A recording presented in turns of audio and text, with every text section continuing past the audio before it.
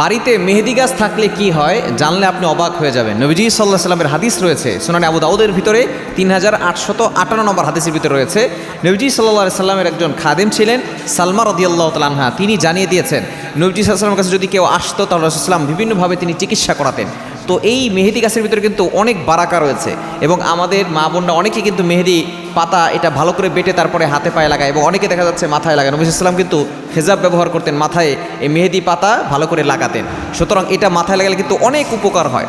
নবীজি সাল্লাল্লাহু আলাইহি সাল্লামের যে হাদিস রয়েছে এই গাছের ভিতরে যে কি বরকত আছে যদি আপনি জানেন তাহলে অবশ্যই আপনার ঘরে আপনি কিন্তু এই মেহেদি গাছটা রাখার চেষ্টা করবেন। নবীজি সাল্লাল্লাহু আলাইহি সাল্লাম জানিয়ে দিয়েছেন।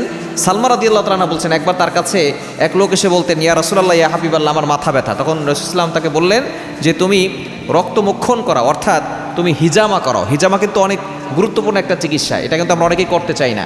হিজামা করালে আমাদের ভিতরে ভিতরে যে অনেক পচা রক্ত আছে এগুলো কিন্তু সব বের করা যায়। নবীজি সাল্লাল্লাহু হিজামা করতেন, সিঙ্গাজের ব্যবস্থাপনা ছিল আগে। এই হিজামা রক্ত যদি আপনি মক্ষণ করাতে পারেন মাথা থেকে তাহলে কিন্তু আপনার মাথা ব্যথা কমে যাবে।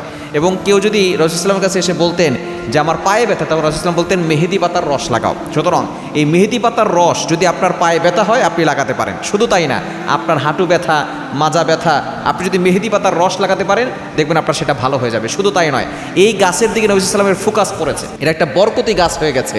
শুধু তাই নয়, এই গাছ যদি আপনার ঘরের ভিতরে থাকে আপনার ঘরের অভাব দূর হবে, আপনার ঘরের ভিতরে আল্লাহ পাক রব্বুল আলামিন বরকত দান করবেন এবং ব্যথা হলে আপনি সেখানে ব্যবহার করলে আপনার ব্যথাও দূর হয়ে যাবে।